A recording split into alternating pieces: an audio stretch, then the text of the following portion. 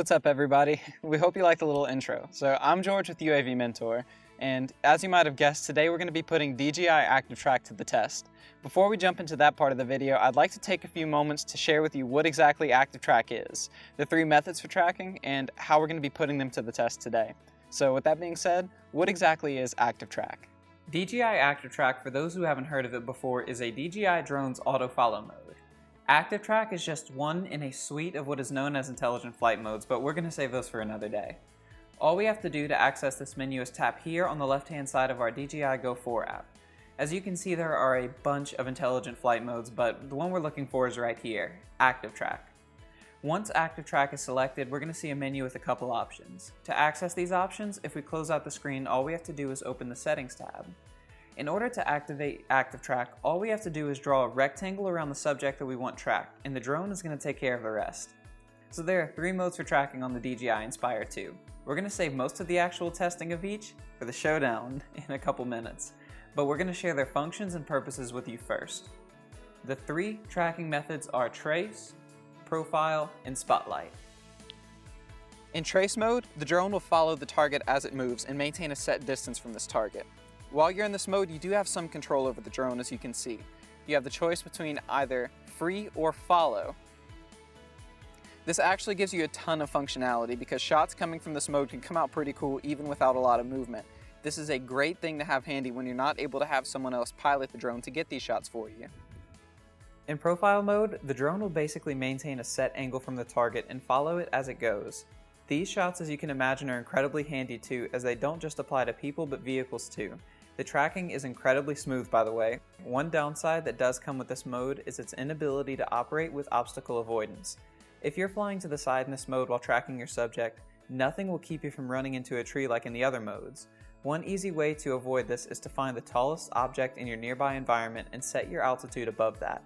This way you're ensuring that even if you pass over an obstacle, there's no way you're going to run into one. In Spotlight Pro mode, the drone will keep focus on the subject you've selected, but won't move until you move the controller. There are 2 ways Spotlight can be used. In Quick mode, you will outline a subject on the screen similar to Trace and Profile modes. Once selected, no matter where in the frame the subject goes, the drone is going to stay fixed on it. You also get total control of the drone's movements. This is the one that we'll be testing in this video. In the other mode, which is Composite mode, you can outline an area on the screen. Once the subject you're wanting to track enters the area, you can manually begin the track.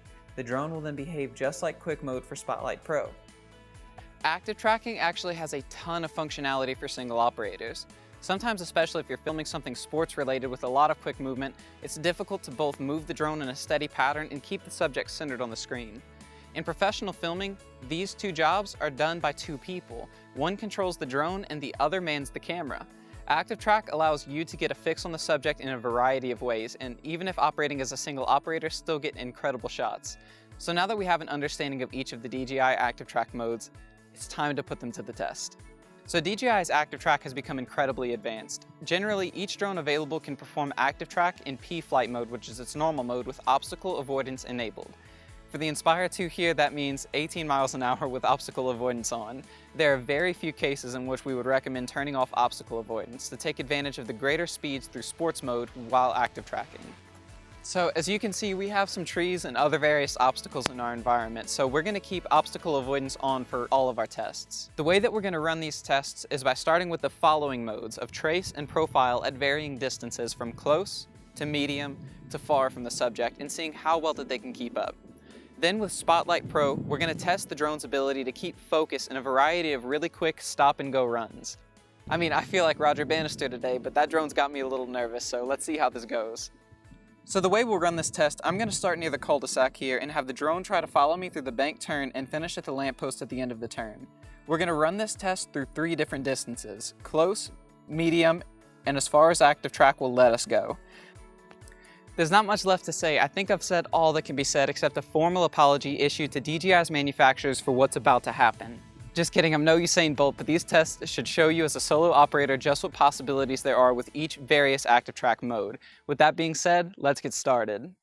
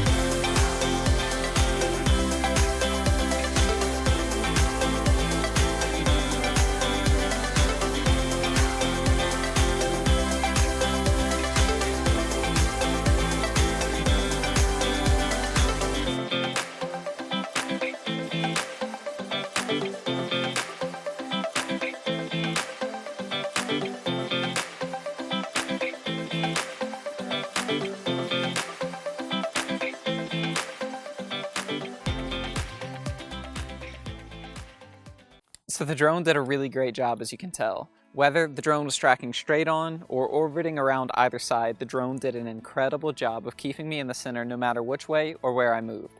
So a 10 out of 10 from our end here.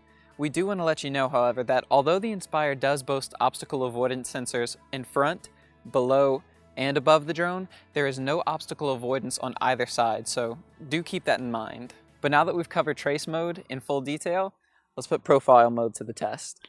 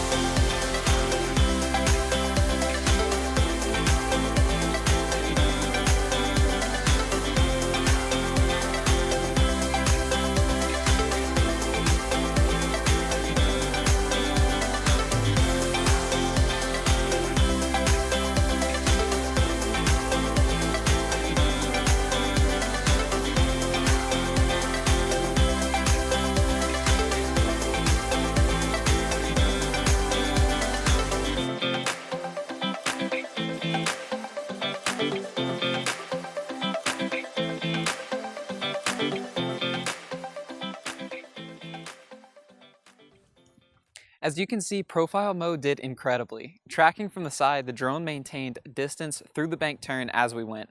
The drone stayed dead center on the subject the whole time and had no difficulty keeping up, sadly. Looks like I've got a little more training to do, but aside from that, super impressed by the drone and this active tracking capability. I've got one more shot to throw the drone off its game through our Spotlight Pro mode tests.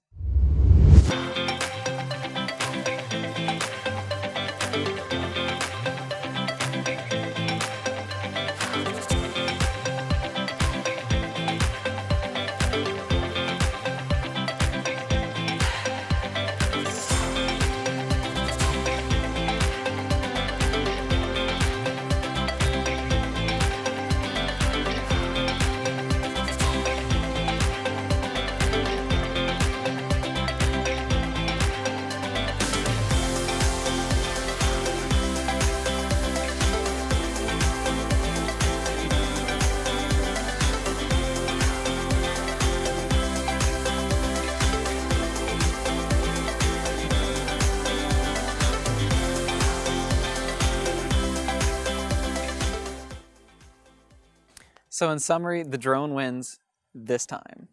Overall, truly impressed by the Active Track features and capabilities. This tool gives pilots, especially solo operators, more flexibility than they would have had on their own. One thing to note about Spotlight Pro, there are two ways in which the drone will lose focus. One, the subject will get out of range. Two, the subject passes under the drone rather than around. Being that the drone is in a fixed point, unless the pilot moves the drone to maintain focus, the drone will likely lose the subject. After running these tests, we've learned a few lessons to keep you safe when using these intelligent flight modes that we'll share with you now. But before we do, DJI, this isn't the last your Active Track has seen of me. But all jokes aside, here's the lessons we've learned. These lessons will keep you safe when operating, whether you use these methods with a team of pilots or just as a solo operator. Tip number 1, lock onto your subject when they're in their proper position. Once your subject is locked in on Active Track, the drone is going to follow them wherever they move through the scene. So there's a chance that by locking on and then moving into position, you might run into obstacles in your environment. Tip number 2, plan out and visualize your flight path and where the drone might go as it tracks you through a scene.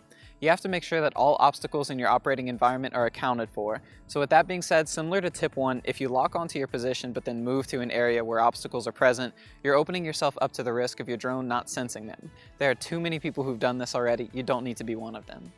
Tip number 3, if possible, get help from a friend when using these Active Track flight modes. Personally, we like to err on the side of caution, and although there are great opportunities available for solo operators, it's always best to have another set of eyes in the sky and know that someone's behind the controls if the drone drifts, loses connection, or another aircraft enters your environment. So with that being said, we know it's not always possible to get help, so if you do find yourself filming without an extra crew member, we advise you to operate in wide open environments. We're fortunate to have a field nearby where these tests can be conducted safely, but ideally you should search for an area where there are no obstacles present. If you follow these tips, you will likely have eliminated nearly all the risk you would have otherwise encountered with these active track methods. We hope these tips and tricks shed a little light on these active track methods and will help you conduct safe, successful flights going forward. Also, if you happen to like the shirt I wore in this video, we will be selling them soon. I'll include a link in the description to this along with a few other helpful links to our paid training course, Part 107 Prep, that will teach you not only how to pass your Part 107 if you haven't received it yet, but also how to conduct operations safely and effectively when you're just starting out.